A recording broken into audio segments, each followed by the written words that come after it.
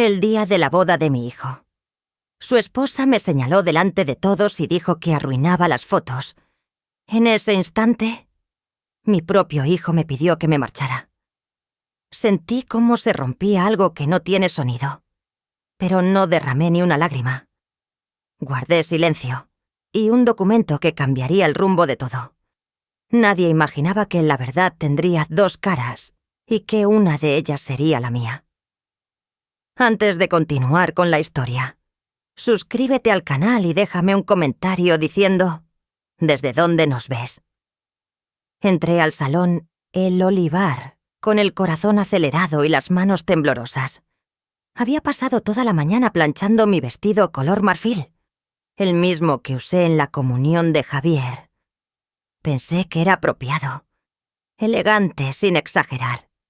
El jardín estaba iluminado con luces doradas, y las risas de los invitados llenaban el aire como un eco lejano de felicidad. Caminé despacio, esperando ver a mi hijo venir hacia mí, tal vez con un abrazo, pero nadie me saludó. Un camarero me preguntó si era del lado de la novia o del lado del catering. Sonreí con torpeza y murmuré que era la madre del novio. Su cara cambió un segundo. Luego desapareció entre la multitud. Javier estaba en el centro del salón, impecable con su traje azul. A su lado, Inmaculada irradiaba confianza, rodeada de sus hermanas y padres. Quise acercarme, pero su madre me interceptó con una sonrisa congelada. «Todo está perfecto, ¿verdad?», me dijo sin mirarme directamente. Asentí, aunque algo en mi pecho empezó a apretarse. Cuando por fin logré llegar a la mesa principal, vi mi nombre en una tarjeta, tachado con bolígrafo. «Doña Encarnación», dijo Inmaculada con voz suave. «Hemos hecho un pequeño cambio. Esa mesa es para los invitados importantes. La suya está allí, junto a la puerta del servicio». Sentí un zumbido en los oídos. Las copas tintineaban. Las cámaras destellaban. Nadie pareció notar mi desconcierto. Me senté en mi nueva mesa, cerca del pasillo por donde entraban los camareros. Un joven sirvió vino en mi copa, pero nadie brindó conmigo. Cada risa cercana sonaba como una herida que se abría un poco más. Intenté sonreír, fingiendo no entender el mensaje oculto detrás de esa humillación. Cuando llegó la hora de la foto familiar, me levanté automáticamente. Paloma, la fotógrafa, organizaba el grupo con eficacia. «Solo la familia cercana, por favor». Di un paso adelante. «Pero, Inmaculada», sin mirarme. Murmuró algo. Paloma dudó y luego asintió. «Perdón, señora, quizás en la siguiente».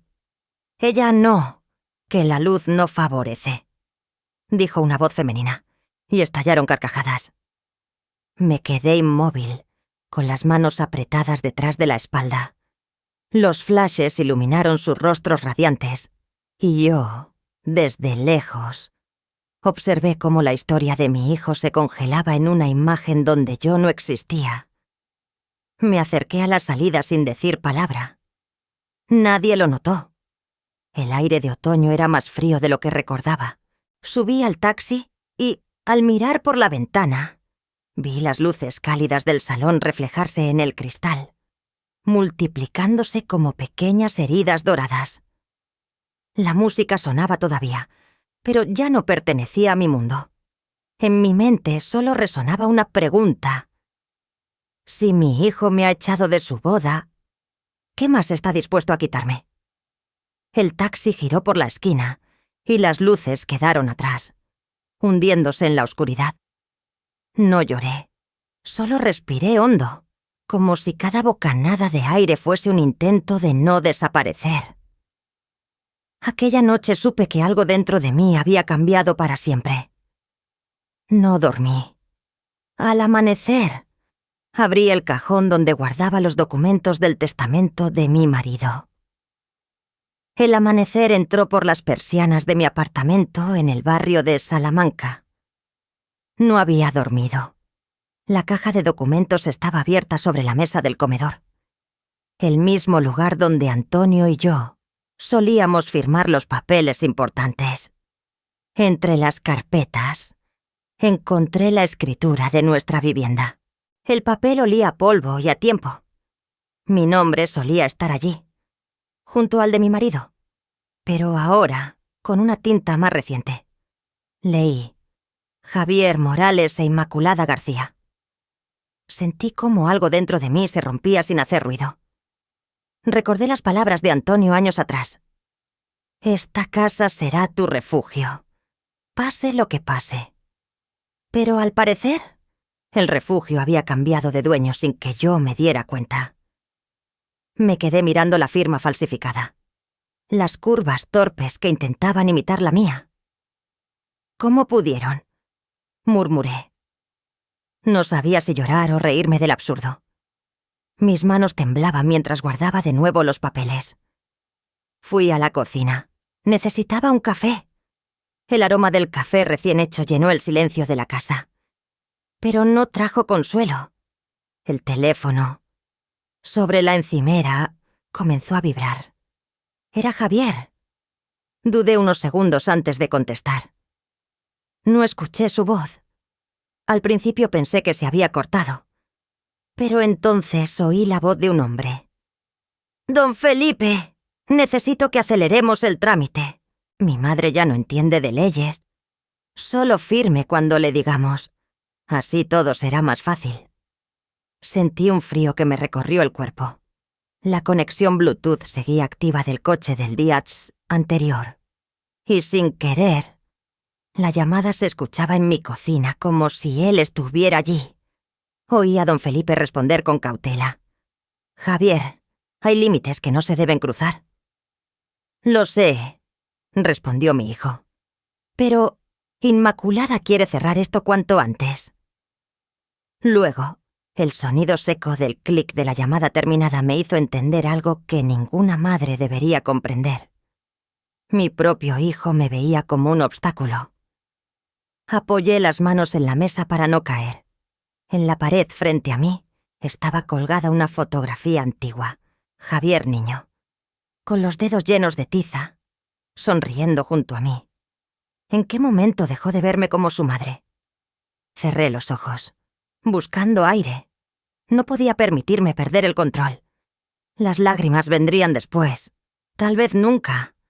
Me serví otra taza de café, más por tener algo que hacer que por sed, afuera. Los árboles del bulevar se mecían bajo el viento frío. «No te precipites», me dije. «Primero, entiende lo que firmaste». Pasé la mañana revisando documentos. Cada hoja era una pista de traición. Notas, firmas, un cambio de dirección fiscal. Todo estaba planeado. Cuando el reloj marcó las 12, tomé el teléfono y marqué el número de don Felipe. Su voz sonó cansada, pero amable. «Encarnación, ¿cuánto tiempo? Necesito verte. Felipe, es urgente». Hubo una pausa, un suspiro. «Ven mañana a las 10. Trae todo». Asentí, aunque él no podía verme. Al colgar, miré el reflejo de mi rostro en la ventana. Cansado, pero decidido. En ese momento recordé la frase de Antonio antes de morir. «Nunca firmes nada sin entenderlo». Miré los papeles extendidos sobre la mesa. En la esquina, la firma de Inmaculada brillaba bajo la luz de la mañana. Cerré los ojos y respiré hondo. Había llegado el momento de entenderlo todo. Cuando crucé la puerta del despacho de don Felipe, supe que no habría vuelta atrás. Esa misma tarde, las palabras del notario aún resonaban en mi cabeza. Caminé despacio por la calle Alcalá hasta llegar al despacho de don Felipe, en el barrio del Retiro. El edificio era antiguo, con un portal de mármol frío y una placa dorada que aún llevaba su nombre. Al entrar, el olor a papel viejo y cera de muebles me golpeó con fuerza. Era el mismo lugar donde Antonio y yo habíamos firmado nuestra hipoteca hacía 30 años. Me temblaron las manos al apoyar el bolso sobre el mostrador. Don Felipe apareció en la puerta del fondo. Había envejecido, pero su voz seguía teniendo esa calma de quien ha visto demasiadas injusticias. Encarnación, no esperaba volver a verte por algo así. Sonreí débilmente. Yo tampoco. Su asistente, una mujer de cabello castaño y mirada honesta, nos ofreció café. Se llamaba Clara. Mientras don Felipe abría los archivadores, el polvo se levantaba como un velo sobre los años. Estos son los documentos que guardé del expediente Morales, murmuró. Cada hoja crujía como si contara un secreto. Pasaron unos minutos en silencio, hasta que sacó una carpeta con una cinta roja. Esto fue presentado hace 3 meses, dijo. Colocó el papel frente a mí. El título me heló la sangre. Poder notarial. Encarnación Morales para la transmisión de bienes. Reconocí mi firma al final. Perfecta, igual que la mía. Pero yo jamás había firmado eso. Esto es grave, muy grave. Encarnación. Susurró. Sentí un nudo en el estómago. Las letras bailaban frente a mis ojos. Un poder notarial falso, usado para quitarme lo único que me quedaba de Antonio. El sello rojo del notario ajeno brillaba sobre el papel como una herida abierta. Don Felipe se quitó las gafas y me miró. No fui yo quien autorizó esto. Fue un suplente que trabajó aquí 1 mes. Luego desapareció. Su voz tembló, pero guardé una copia de seguridad. Sospeché algo. Clara cerró la puerta con disimulo. «Hay algo más», dijo en voz baja. Se inclinó hacia mí. Hace semanas vi a su nuera venir con un hombre joven. Usaron la misma sala donde firmamos este poder. Ella parecía muy segura, como si todo estuviera ensayado. Sentí que el aire faltaba. Clara me entregó una hoja doblada. Una copia del documento con la fecha y el sello digital. Guárdelo bien. Nadie debe saberlo aún. Guardé el papel en el bolso, junto a las llaves de casa. El silencio en la habitación pesaba más que cualquier palabra. Don Felipe respiró hondo. Tendremos que movernos con cuidado. Si esto se confirma, hay delito de falsificación y fraude patrimonial. Asentí sin hablar. Por primera vez desde la boda. Sentí algo parecido a fuerza. Ya no era solo una madre herida. Era una mujer con pruebas. Al salir del despacho, el cielo de Madrid estaba gris y las farolas comenzaban a encenderse. El vidrio del autobús reflejaba mi rostro. Cansado, pero despierto. Apreté el bolso contra el pecho y me prometí que no hablaría. No todavía. Si la justicia no me protege, pensé, la verdad lo hará. En la distancia, una figura parecía observarme desde el otro lado de la calle. Inmóvil, bajo una farola. No supe quién era, pero sentí que la historia aún no había terminado. Esa noche apenas dormí. Cada vez que cerraba los ojos veía el sello rojo sobre aquel poder notarial falso, como una herida que no dejaba de sangrar. 2 días después, la lluvia fina de Madrid me sorprendió mirando por la ventana de mi apartamento. El teléfono sonó. Una voz cálida, conocida, dijo mi nombre. Encarnación, soy Ramón. ¿Podemos vernos un momento? Tengo algo importante que hablar contigo. Ramón, el mejor amigo de Antonio, mi difunto marido. No lo oía desde el funeral. Apreté el auricular con desconfianza, pero acepté. Nos encontraríamos en una cafetería cerca de mi casa. Cuando llegué, Ramón ya estaba sentado junto a la ventana, removiendo lentamente su café. Me recibió con una sonrisa demasiado amable. ¿Cuánto tiempo, Encarnación? A veces pienso en aquellas comidas de domingo en tu casa. Antonio contaba chistes horribles. Sonreí apenas, intentando recordar al hombre que fue. Pero ahora su traje caro, su reloj dorado, su manera de hablar calculada, todo gritaba distancia. «He sabido lo de Javier. Está trabajando mucho», comentó, evitando mirarme a los ojos. En su tono había compasión fingida. Entonces lo entendí. No era una reunión inocente. Alguien lo había enviado. «¿Tú también trabajas con él?», pregunté suavemente. Su cucharilla se detuvo en el aire. «Solo le ayudo con algunos temas legales». Su voz bajó, y allí nació la sospecha. No tardó en confirmarse. Mientras hablaba, dejó escapar una frase que me cortó el aliento. «Todo fue por el bien de la familia. Tu hijo solo sigue los pasos de su padre». Me quedé inmóvil. Las palabras resonaron como un golpe seco en el pecho. «¿Qué pasos, Ramón?», pregunté. Antonio sabía que algún día todo esto sería para Javier. Respondió con una sonrisa triste. No, Antonio jamás habría quitado a su esposa de nada. Su frase lo delataba. Él sabía de los documentos falsos. Quizá incluso los había preparado. «Lo haces muy bien», murmuré. «Sigues siendo el mismo abogado encantador y peligroso». Sus ojos se endurecieron. «No malinterpretes, Encarnación». Pero ya era tarde. La máscara se había caído. Esa tarde. La lluvia seguía cayendo cuando me encontré con Clara en La Campana, una pequeña cafetería cerca de la Plaza Mayor. Ella me esperó en una mesa al fondo, con un paraguas goteando a su lado. Sabía que vendría. Dijo. Me entregó una pequeña grabadora de voz.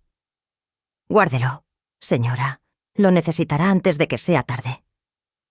La sostuve en la mano, sintiendo su peso. No era grande, pero significaba algo inmenso. Por primera vez, tendría pruebas. Clara bajó la voz. «No confíe en nadie más, ni siquiera en su hijo. Ellos tienen contactos en el registro y en la notaría». Le di las gracias, con un nudo en la garganta. Afuera, los truenos comenzaron a retumbar sobre los tejados antiguos. Esa noche, encendí la grabadora. La pequeña luz roja iluminó mi rostro en la penumbra. Coloqué los auriculares y escuché la voz de Ramón, captada durante nuestra conversación. «Tu hijo solo sigue los pasos de su padre». Su tono paternal, su arrogancia, todo estaba allí. Lo escuché una y otra vez, hasta que el eco se confundió con el tic-tac del reloj. La verdad ya no era un susurro. Pensé, mirando las luces de la calle reflejadas en el cristal. Era un eco que no podía callarse. Afuera, la lluvia lavaba los balcones de Madrid. Dentro de mí, algo también empezaba a ser a limpiarse. El miedo. Aquella mañana el aire de Madrid olía a pan recién hecho y a lluvia reciente. Bajé al mercado con mi bolsa de tela, saludando a los vecinos como siempre, aunque por dentro mi mente era un torbellino. Había aprendido a disimular. En mi cesta, entre los tomates y las flores, llevaba un sobre cerrado con cinta adhesiva marrón. Nadie lo hubiera sospechado. Pero dentro estaba la grabación de Ramón, el arma de una madre que había dejado de llorar para empezar a pensar. Caminé despacio, saludando a Carmen, la florista, con una sonrisa serena. Nadie debía notar que algo había cambiado. Al llegar a Ken a la oficina de correos, mis manos temblaron ligeramente mientras llenaba el formulario.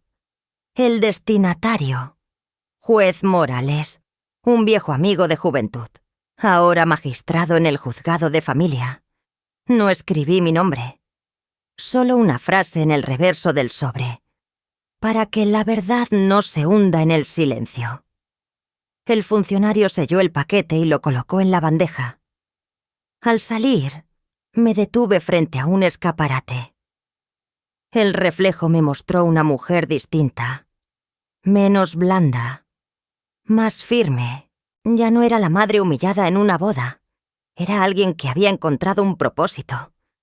2 días después, Clara me llamó. Su voz sonaba preocupada. «Señora Encarnación, Inmaculada has estado aquí. Dijo que usted está confundida, que a veces olvida las cosas». Sentí como el suelo se movía bajo mis pies. «¿Qué más dijo?». Pregunté. «Que sufre de pérdida de memoria, que no distingue la realidad de sus fantasías». Me reí, sin humor. Así que ya empezó su juego. Colgué el teléfono y preparé café. Las palabras de mi nuera eran veneno, pero también confirmaban que estaba asustada. La mentira era su defensa y el silencio sería el mío. Por la tarde, al bajar al portal, escuché a 2 vecinas susurrar. Dicen que la pobre Encarnación habla sola por las noches. Sonreí, fingiendo no oír.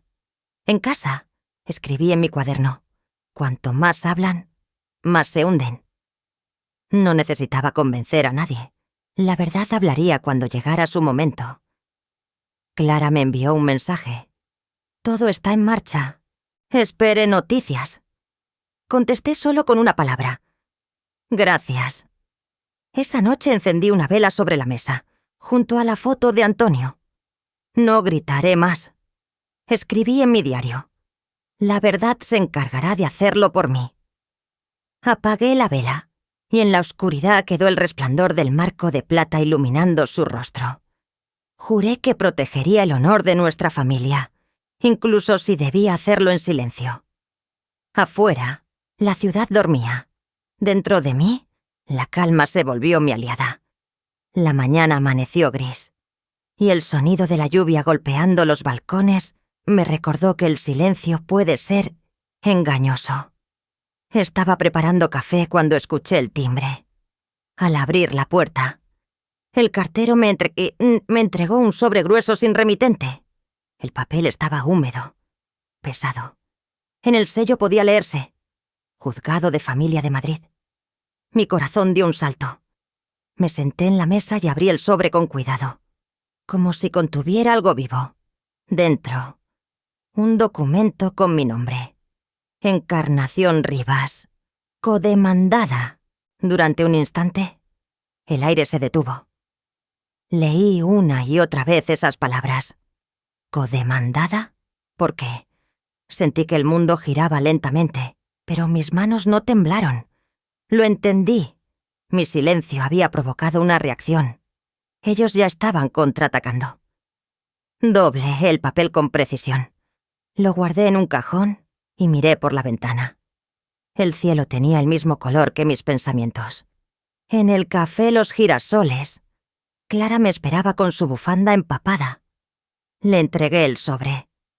Lo leyó en silencio y su rostro se endureció.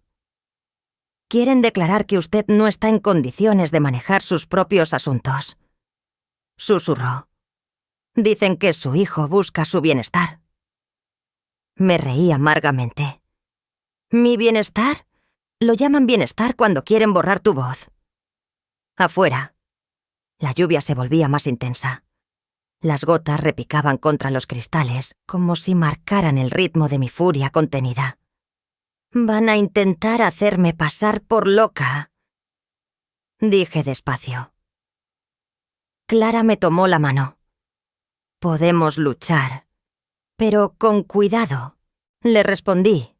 «No temo al juicio, temo al silencio malinterpretado». 2 días después, fui al despacho del señor Ortega, el abogado que me había defendido tantas veces. Su secretaria me recibió con una sonrisa ensayada. Al entrar, el perfume me golpeó la memoria. Un aroma caro, floral, inconfundible, inmaculada. El corazón me dio un vuelco. Ortega me ofreció asiento, pero sus ojos evitaban los míos. «He recibido unos documentos sobre su caso. Doña Encarnación. Tal vez haya malentendidos». Sus palabras eran blandas, pero su voz nerviosa. «¿Y quién los envió?». Pregunté. No lo sé. Mintió, girando el bolígrafo entre los dedos. Me incliné hacia él. A veces, doctor. El silencio también delata. Me levanté despacio. Al salir, el aroma seguía flotando en el aire, tan frío como la traición. Aquella noche, en casa. Abrí la trampilla del sillón viejo que perteneció a ella Antonio y escondí dentro mis papeles. El contrato del piso, las copias del testamento, la grabación. Si ellos querían guerra, la tendrían. Pero en mis términos. La lluvia continuaba, y las luces del barrio de Salamanca titilaban sobre los charcos. Me acerqué a la ventana y susurré. Piensan que callo porque tengo miedo. No, callo porque me preparo. Afuera, un trueno retumbó. Cerré las cortinas, apagué la lámpara y me senté en la penumbra. Sabía que la próxima vez que llamaran a mi puerta, ya no sería el cartero, sino la tormenta. El mármol del pasillo devolvía un frío que subía por mis zapatos como una advertencia. Entré a la sala con la cabeza alta, sosteniendo el bolso contra el costado, y sentí el murmullo de quienes no me conocían pero creían saberlo todo. Inmaculada sonrió apenas. Javier miró hacia el suelo. Me senté al extremo, donde la luz de la mañana caía oblicua sobre los bancos, y respiré. No vine a pelear, vine hasta escuchar. Ortega se inclinó hacia mí antes de empezar. Tranquila, déjeme llevar la estrategia. Asentí por cortesía, sabiendo que la estrategia ya no le pertenecía. El ujier anunció al juez y todos nos pusimos de pie. El mazo golpeó. El secretario leyó el objeto de la vista. Inmaculada alzó la mano para intervenir, pero el juez Morales la hizo esperar. Con calma, señora. Noté el parpadeo nervioso de Javier, el gesto que tenía de niño cuando ocultaba un suspenso. Mi corazón se acomodó en silencio. Ortega tomó la palabra, insinuando que yo confundía fechas, que mi memoria ya no era fiable. No me moví. Recordé a mi marido y la cinta en mi bolso, y me aferré al banco. Cuando el abogado quiso presentar a Inmaculada como administradora ejemplar, el juez lo interrumpió con un leve carraspeo. Antes de oír a las partes, dijo Morales, el tribunal ha recibido una grabación anónima que considera pertinente. El aire cambió. Pude ver cómo el color se le iba del rostro a Ortega. Y cómo Inmaculada, por primera vez, perdía la sonrisa. El técnico conectó el altavoz. Reconocí de inmediato la voz de Ramón, el amigo de mi marido. Firmamos el poder porque la firma de Encarnación ya estaba preparada. Ella no vino. Nadie habló. El juez pausó la reproducción y preguntó si había objeciones. Ortega balbuceó sobre cadena de custodia. Morales respondió que la autenticidad se dirimiría más adelante, pero que, prima facie, demostraba la necesidad de proteger mis derechos hasta aclarar los hechos. Yo seguí callada. Mi silencio era una mesa puesta. Inmaculada pidió hablar. Lo hizo con voz dulce, casi piadosa. Dijo que me quería como a una madre y que la vejez a veces nublaba la comprensión. Nombró médicos y visitas. Yo miré la ventana. Fuera, una nube cruzaba Gran Vía como un paño húmedo. Señoría, dijo de pronto. Mi suegra confunde el fin de la fundación con la hipoteca de su piso. Entonces el juez la miró con interés. ¿La fundación?, preguntó. Sí, intervino Ortega. La Fundación Antonio Rivas, creada por el difunto esposo para becas locales. Está en reestructuración. El juez pidió el libro de cuentas ya unido a autos. Pasó páginas. Aquí hay transferencias a una sociedad de eventos y pagos de viajes que no encajan con el objeto social. Javier tragó saliva. Yo lo miré con el amor roto pero vivo en su raíz. la savia del árbol. Morales preguntó si Javier, como patrono, había autorizado gastos personales con fondos de la fundación. Javier titubeó. Miró a Inmaculada. Buscó a Ortega. Fue un adelanto. Dijo, un ajuste temporal. El juez levantó la ceja. El fiscal pidió medidas cautelares sobre los bienes de la fundación y la nulidad provisional del poder notarial. Ortega protestó. El juez le recordó la grabación y el desorden contable. Hasta nueva orden, concluyó. Se suspende cualquier acto de disposición. Sentí un alivio pequeño, como una luz en la cocina. El ujier anunció un receso. Me quedé sentada. Inmaculada salió como una ráfaga de perfume. Javier pasó junto a mí sin tocarme. «Mamá», dijo, apenas un hilo. No respondí, recé, sin palabras. Al reanudar, el juez me permitió hablar si lo deseaba. Negué con suavidad. Mi historia ya había sido contada por bocas que intentaron ocultarla. Morales dictó que la vista continuaría con peritajes caligráficos y auditoría independiente. El mazo golpeó y, con él, la fachada familiar crujió. Pensé en la foto del salón donde me apartaron. Ahora la cámara era otra, y su luz no perdonaba. Salimos. El pasillo estaba más frío, quizá porque dejaba atrás un peso. Clara se acercó sin abrazarme. Me rozó la mano y susurró. «Ha empezado a escucharse, señora». Asentí. La verdad ya no era un rumor. Era una campana que obliga a oír. En la puerta. El cielo de Madrid tenía color de estaño. No había periodistas. Nadie me esperaba. Y sin embargo, sentí compañía. La de tantas madres que resisten con la espalda recta.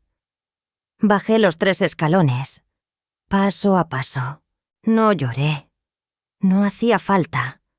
Dentro de mí, la sentencia aún no había llegado. Pero el veredicto en mi corazón estaba escrito. No volvería a justificar lo injustificable. Crucé la plaza despacio. Detrás. El tribunal tragó de nuevo a quienes vivían de papeles. Yo llevaba en el bolso un pañuelo, un caramelo de anís y la certeza de que la justicia no siempre grita. Alguien debe sostener la mirada. Esa sería, desde hoy, mi tarea. Al levantar la vista, vi el reflejo de una silueta en el cristal de un coche detenido. Era Javier, bajo la lluvia fina, con el traje arrugado como una excusa tardía. No me acerqué. Él tampoco. La ciudad siguió, imparcial y sabia. Me di la vuelta y caminé hacia casa, oyendo todavía, en lo hondo, el tañido persistente de una verdad que por fin encontraba su sitio. Me detuve un instante bajo el alero, dejando que la lluvia marcara un compás leve en mi abrigo. Pensé en las noches de verano en que Javier corría por el patio y yo contaba las estrellas para que se durmiera.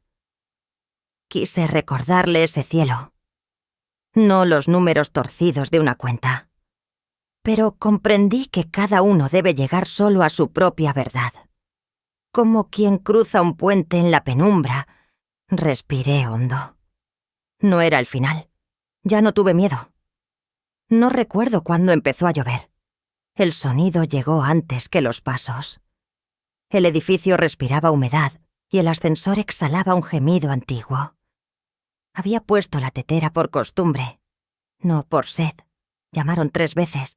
Pensé en el niño que fue mi hijo. Siempre tocaba con un ritmo inventado. Abrí. Era Javier, empapado. El traje aún exacto bajo un aguacero que lo desfiguraba. «Mamá, ¿podemos hablar?» Su voz tembló como un vaso a punto de derramarse. Le cedí el paso. El pasillo olía a sal lana mojada y a limón. Le di una toalla. Bajé la lámpara del salón y aparté la tetera antes del silbido. Se sentó en el borde del sofá, decidido a no dejar huella. «Perdóname», dijo. palabra pulida para no cortar. No contesté.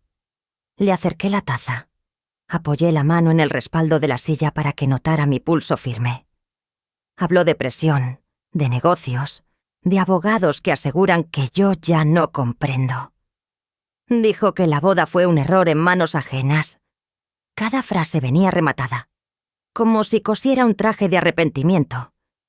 Lo vi reflejarse en la ventana. Un hombre preciso y borroso. El móvil vibró 2 veces en su bolsillo. No lo miró, pero la mirada se le cayó, y yo la seguí. Ese brillo azul, diminuto. Escribió el nombre que no pronunció. Yo hablé de la lluvia, de cómo las goteras encuentran siempre el camino más fácil, y de cómo una aprende a poner el cubo donde caerá la próxima. No hace falta gritar para escuchar, dije. Hoy tampoco te grité en la sala. Javier estrujó la toalla como quien exprime una fruta sin pulpa. He dejado a Inmaculada, murmuró. El móvil volvió a vibrar. El forro del bolsillo mostró, por un destello. Inma. Cubrió la luz con la palma. Solo necesito tiempo. Añadió. Pidió un abrazo. Se lo di como quien sostiene una foto, con cuidado de no mojar la tinta. Olía a colonia nueva y a miedo viejo. Habló de empezar de cero. Le respondí que empezar no es pintar encima, sino levantar la pared, si hace falta. Asintió sin asentir. La lluvia martilló el alféizar, marcando un compás que nos ahorraba palabras. Cuando se levantó para irse, el buzón se estremeció. Un sobre sin remitente se deslizó por la ranura y cayó en la alfombra como un pez. Javier dio un paso atrás. «Publicidad», dijo rápido. Lo recogí. Dentro, un escrito del Tribunal de Familia. Se solicitaba mi revaluación psicológica a instancia de un familiar interesado. El aire se contrajo. «Así que para esto venías», susurré. Javier evitó mis ojos. Dijo que no sabía nada. Pero la mentira tiene un olor particular, más denso que la lluvia. No discutí. Acompañé a mi hijo hasta la puerta. «Cuida que no te enfermes», dije, como si la fiebre fuera su único peligro. Me miró con una pena prestada. «No dejes que te hagan daño». Cerré y apoyé la frente en la madera. Sus pasos se alejaron con prisa indecisa, hasta fundirse con el agua de la escalera. En la mesa, el documento esperaba como un plato que nadie pide. Lo leí de pie, con las gafas en la punta de la nariz. Nuevas pruebas. Dudas sobre mi capacidad. Testigos con apellidos conocidos. El de Javier junto al de Inmaculada brillaba como una cerradura recién cambiada. Respiré hondo y marqué a Clara. Atendió a la primera. No preguntó cómo estaba. Las mujeres que han sostenido a otras reconocen la respiración de batalla. Le leí despacio. «No estás sola», dijo. «Mañana. Juez Morales». Colgué y miré la silla de madera junto a la ventana, la que mi marido arregló un agosto y que guarda un hueco secreto. Abrí con la moneda y comprobé mis papeles. Poderes, recibos, copias, la grabación. Las luces de la calle partían la habitación en una mitad tibia y otra azul. Añadí la carta nueva al paquete. Cerré. Y pasé el dedo por la grieta del asiento como quien cose una herida. Tomé un cuaderno de tapas duras. Escribí lista de alianzas. Anoté nombres, fechas, gestos. Ana, la vecina, el portero, que vio entrar a Ortega de madrugada. Paloma, la fotógrafa. La verdad tiene paciencia de costurera. Avanza puntada a puntada. Volvió a vibrar el teléfono. Un mensaje de número desconocido que decía: «Pensemos en todos». No respondí. Era una frase escrita para diluir culpas. Apoyé la frente en el vidrio. Madrid. Bajo la lluvia. Parece una ciudad recién lavada y sin toalla. Un coche se detuvo frente al portal. Creí ver la silueta de mi hijo, el móvil girando entre los dedos como un rosario. Si era él, no subió. Si no era, me gustó imaginar que dudaba. La duda también abre grietas por donde entra la verdad. Cerré la cortina y volví a la mesa. Mañana veré al juez. Me dije, esta noche no pido justicia, la preparo. Cuando el reloj dio la 1, escribí una última frase. Mi silencio ya no es refugio, es armadura. La copié más grande. Guardé el lápiz, apagué la lámpara y dejé la casa siempre a oscuras. La lluvia siguió hablando para quien quisiera escucharla. Me fui a la cama con la serenidad dura de quien ya eligió. Y, antes de cerrar los ojos, recé por mi hijo. No para salvarlo, sino para que encuentre el valor de dejar de mentirse. La noche aceptó mi oración sin promesas, como acepta el agua a la piedra. Al dormirme, creí oír el motor de un coche alejándose por la calle Goya y el golpecito de alguien que se arrepiente tarde. Soñé sin imágenes. Solo oí pasos en mármol y el eco seco de un sello. Al amanecer, el teléfono fijo sonó una vez y se cayó. A los pocos minutos, el timbre vibró. La asistente del juez dejó un recado bajo la puerta. El caso, dijo, había tomado un giro inesperado. Desayuné mirando la ventana como si fuera un televisor sin señal. La calle seguía húmeda y el olor a pan recién hecho subía desde la portería. Clara llegó sin avisar. Dejó un periódico sobre la mesa y me sostuvo la mirada como quien entrega una radiografía. Mírelo antes de que se lo cuenten. Dijo, en la portada, mi foto recortada de la boda, mi gesto congelado, la luz torcida. El titular mordía. Madre codiciosa demanda a su propio hijo. Pero la tinta ya había decidido. Leí la nota con el pulso estable. Hablaba de mi ambición, del conflicto por una vivienda en el barrio de Salamanca y de fuentes cercanas a la familia que aseguraban que yo perdí el juicio tras enviudar. Cerré el diario, respiré hondo y serví café. No responda todavía, sugirió Clara. La furia escribe mal. Asentí. Coloqué el periódico bajo una pata coja de la mesa. Que sostenga, al menos, algo verdadero. Caminé hacia el tribunal con la espalda recta, el bolso apretado y el paraguas.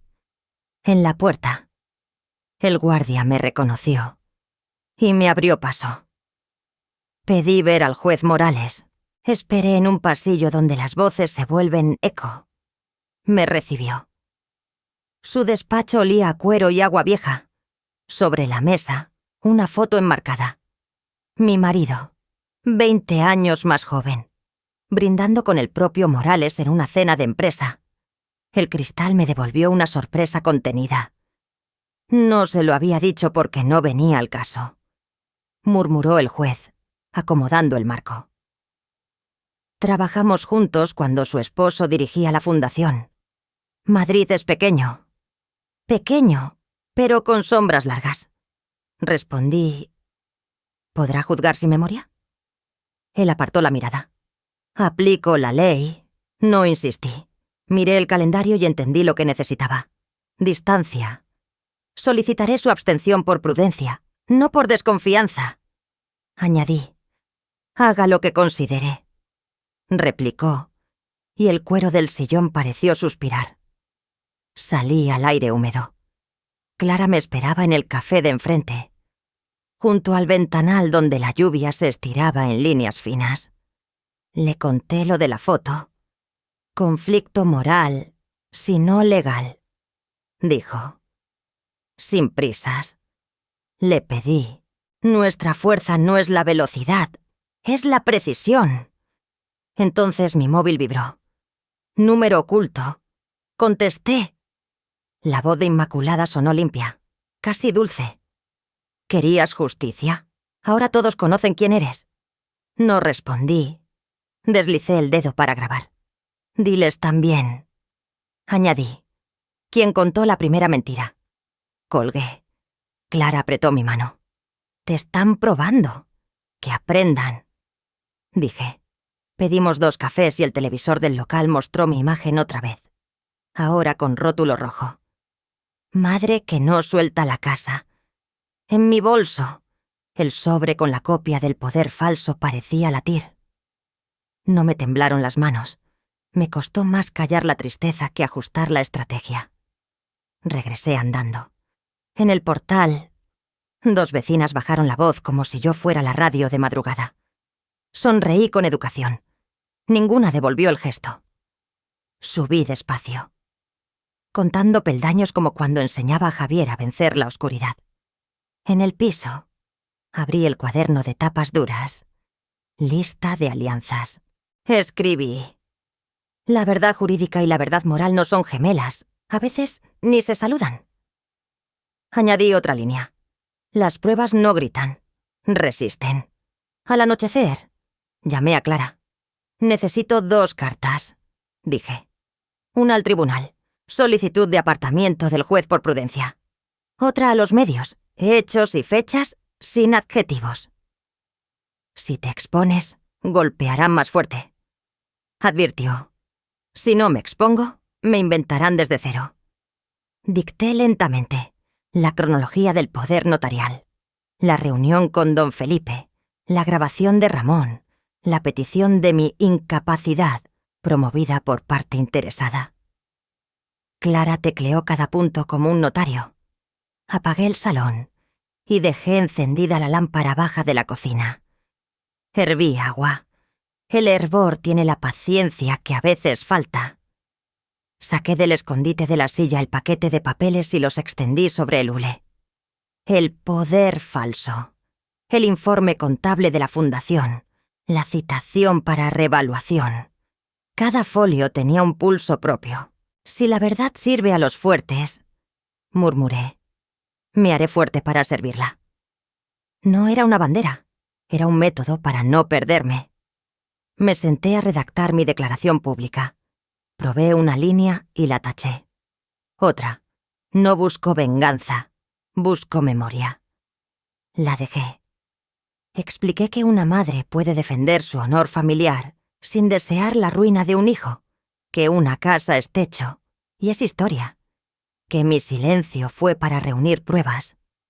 Añadí, acepto peritajes y preguntas, no acepto diagnósticos dictados por interés. Guardé el archivo con un nombre simple, Doble Verdad V1. Antes de dormir, abrí el balcón. La lluvia había cesado. Quedaba ese olor a hierro que anuncia cambios. En la fachada de enfrente, un televisor proyectaba colores en la pared.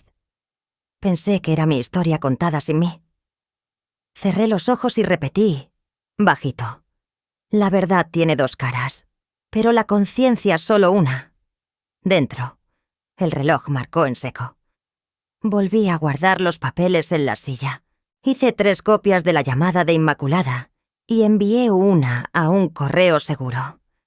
Al amanecer, el teléfono vibró con mensajes sin saludo. No los abrí.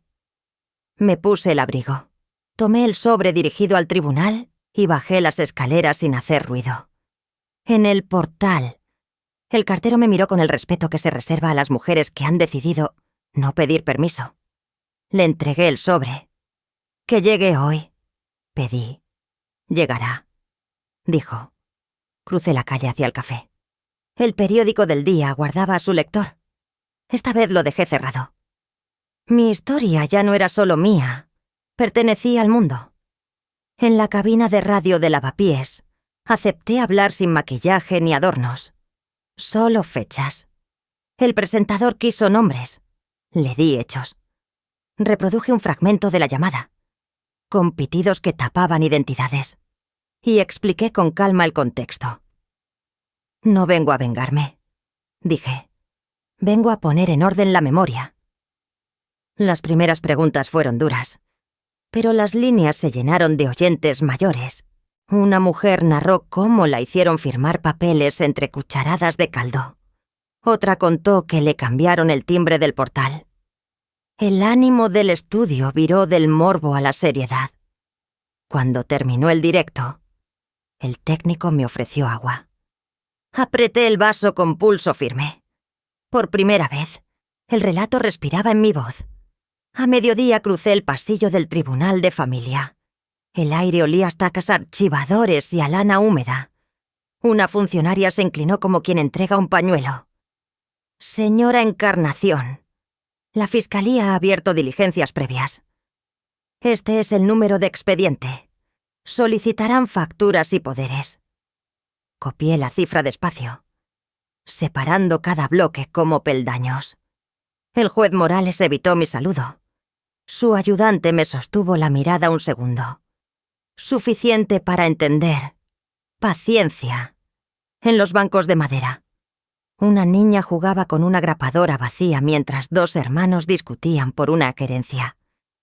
Todo parecía frágil y, sin embargo, inevitable. Guardé el papel en el bolsillo interior de mi abrigo. Clara me esperaba en una cafetería próxima con un sobre timbrado. «Extractos certificados», anunció. Los números dibujaban el mapa de un fraude. Facturas de una empresa pantalla vinculada a una prima de Inmaculada. Pagos al final de cada mes. Conceptos de consultoría repetidos como un estribillo. En la tercera hoja estaba la puñalada. Una transferencia validada con la firma electrónica de Javier. Recordé la noche en que pidió mi tableta para arreglar una aplicación y comprendí que el engaño había buscado mi comodidad. «Notarizamos copias hoy», propuso Clara, y registramos entrada. Además, un burofax a Ortega exigiendo todo el expediente. Asentí. El oficial de la notaría estampó la fecha con un golpe que sonó a punto y aparte. Al atardecer, Chamberí se volvió de cobre.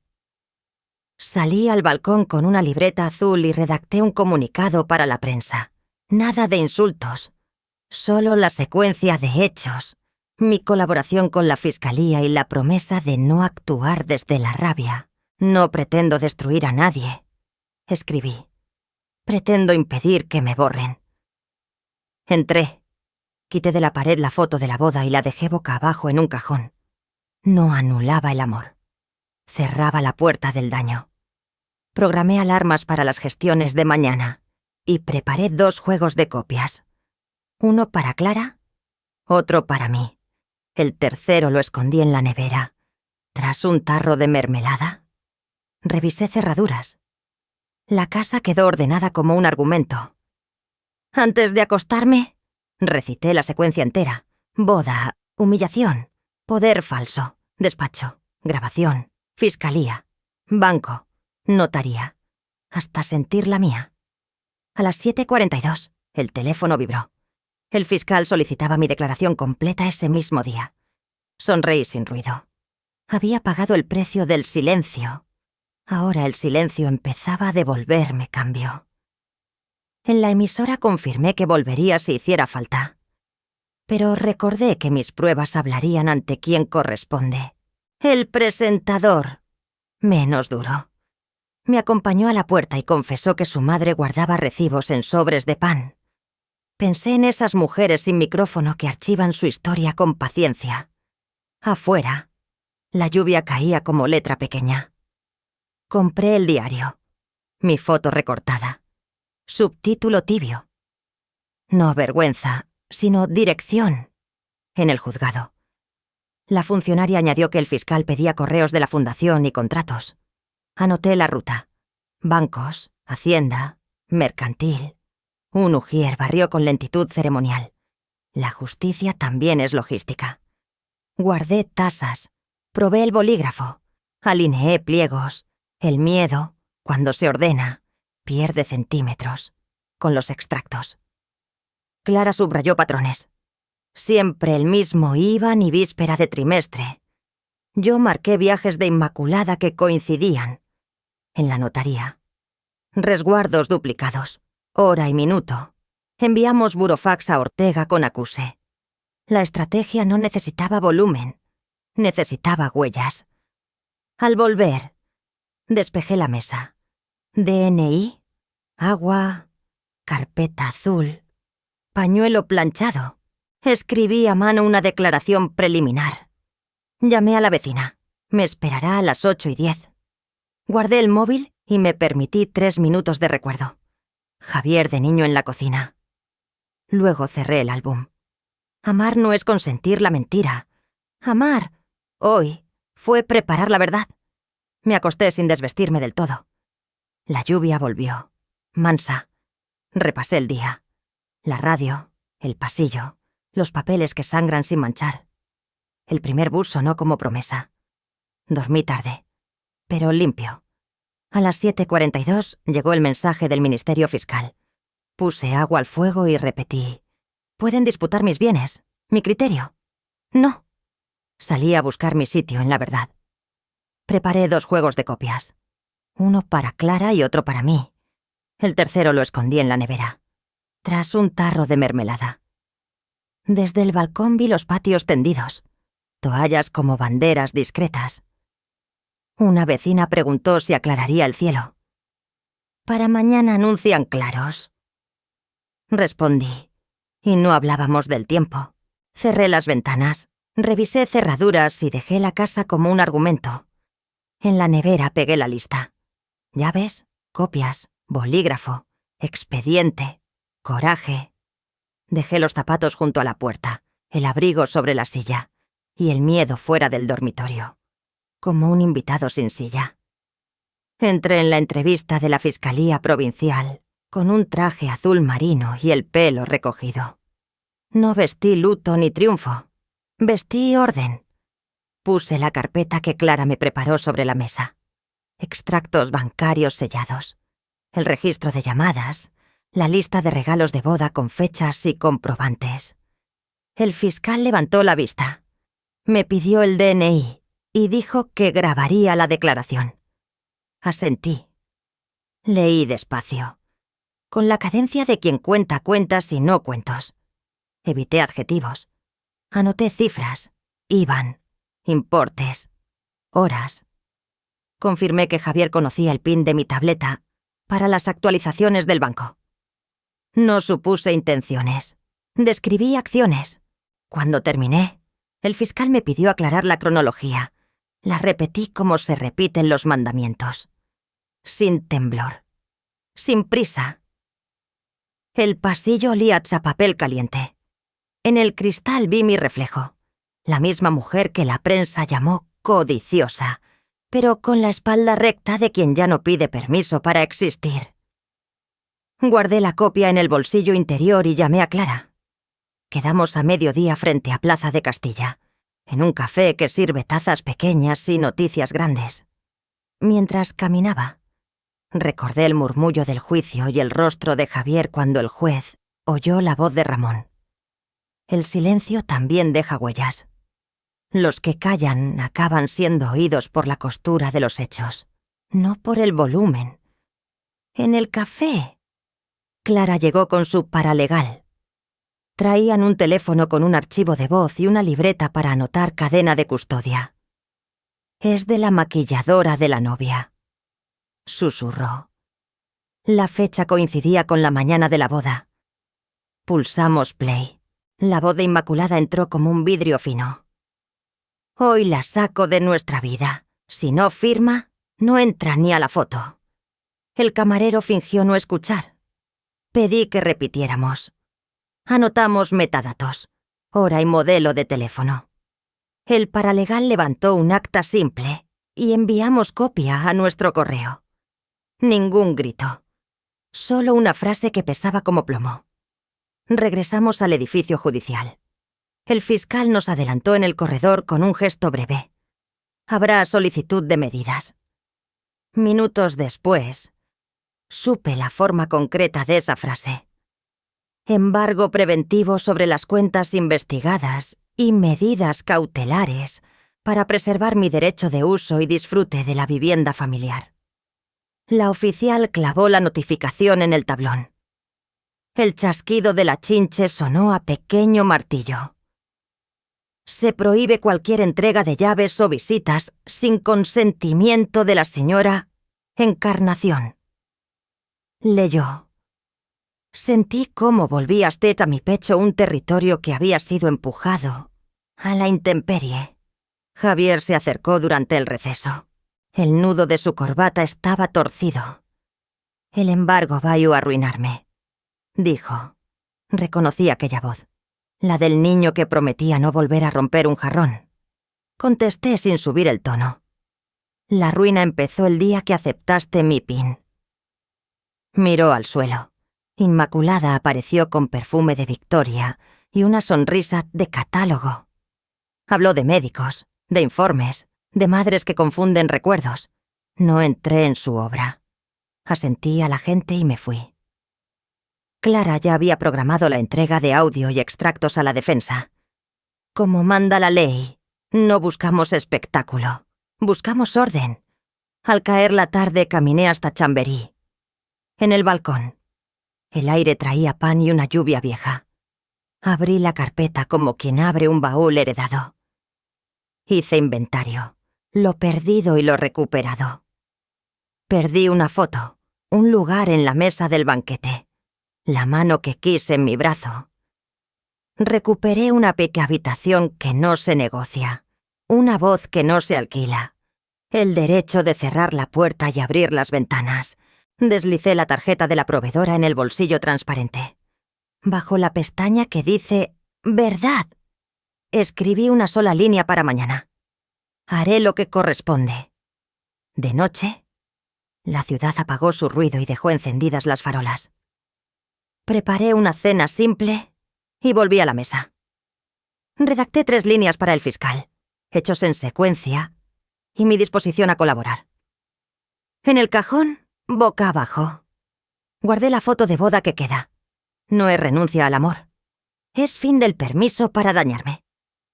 Coloqué junto a la carpeta mi DNI y un alfiler que fue de mi madre. Me recuerda que la ropa se sostiene con puntos pequeños. A las 18:42 recibí un mensaje del juzgado. Se ha dictado auto con medidas cautelares. Notificación disponible. Respondí con un recibido. Después, el silencio de la casa fue tan nítido que escuché mis propias fronteras. La cocina en su sitio, el cuarto preparado, el balcón ordenado. Me repetí despacio. No es venganza, es orden. Y cuando creí que el día había terminado, Clara envió otro correo con la confirmación del registro de entrada de nuestras copias. Dormí poco. Los pensamientos desfilaron como una procesión. En algún momento me vi joven, con Javier de la mano, comprando pan un sábado de octubre. No busqué consuelo en esa imagen. Me servía de medida. La maternidad no cancela la ley, la humaniza. Abrí la ventana para dejar pasar la madrugada y cerré el diario con una sola línea. La paz no me pide olvidar, me pide límites. A las 09:03, el móvil vibró como un pequeño corazón sobre la mesa. Era un reenvío de Clara con la notificación. Vista señalada para lectura de sentencia. Me quedé de pie, entre el suelo y la noticia. Fui al armario. Alisé una blusa lisa. Besé mi alianza una sola vez. No por nostalgia, sino por respeto a la mujer que se quitó el velo del silencio. Y dejé preparada la carpeta. Mañana no llevaré discursos. Llevaré hechos, fechas y la columna vertebral. Tomé aire. Conté hasta 7 como me enseñó mi madre y dejé el bolso junto a la puerta. Si el veredicto hubiera de nombrar mi casa, que lo hiciera mirándome erguida. No espero milagros, espero claridad. Donde pongan una coma para dudar. Yo pondré un punto para vivir. Está bien, adelante. La funcionaria entró con la carpeta del fallo y la sala se volvió un rumor contenido. Leía con voz neutra, pero cada palabra parecía recuperar aire viejo.